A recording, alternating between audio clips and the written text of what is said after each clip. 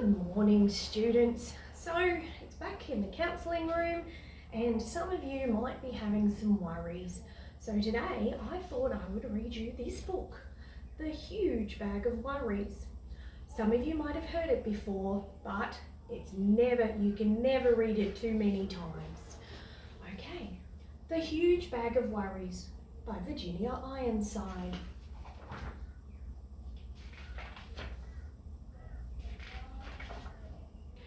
Jenny had always been happy. She had a lovely mum and dad, a great brother, well, most of the time.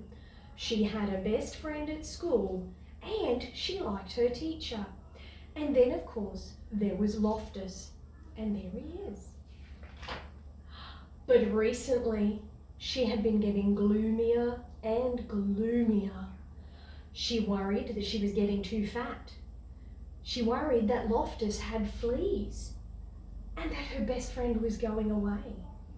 She worried that she was getting bad marks at school and she thought she heard someone whispering about her in the playground.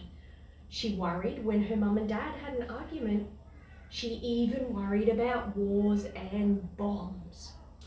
Until one day, she woke to find a huge bag of worries.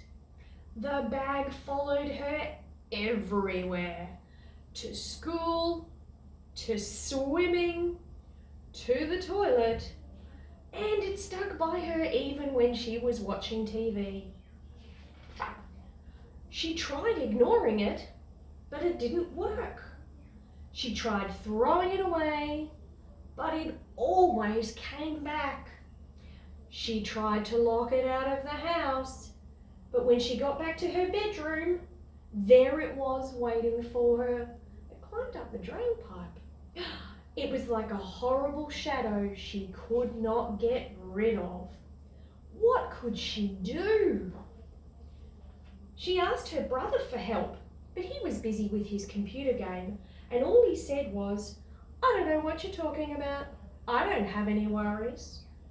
After that, she didn't feel like asking anyone else. She knew she'd only feel stupid. Mum would probably say, "You've got no worries that I can see. You're a lucky girl. You've got your health, you've got your friends, you've got your family. What more do you want?" So she decided not to tell her. Dad might know what to do, but then she thought again, no, Dad has enough worries of his own. She couldn't ask him. Every day, things got worse.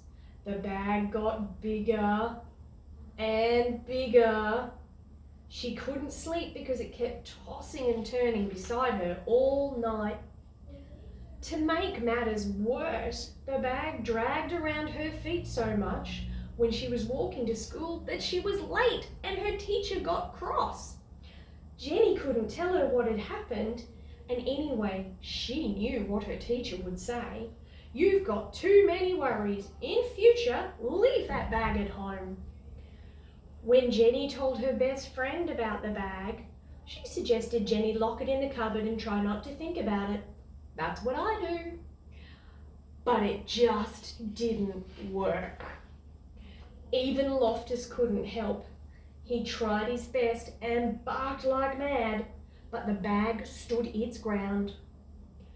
One morning, Jenny woke up, got dressed, and walked down the road. She'd had enough. The tears started rolling down her cheeks. She sat on a garden wall and put her head in her hands. She thought she'd have to live with the bag forever. Then she heard a voice, and looking up, she saw the kindly face of the old lady next door.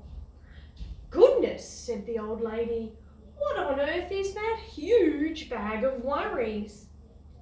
Through her tears, Jenny explained how it had followed her for weeks and got bigger and bigger and just wouldn't go away. "Now let's just open it up and see what's inside," said the old lady. But Jenny said she couldn't. If she opened the bag, the worries might jump out, and who knew what might happen then. Nonsense, said the old lady firmly.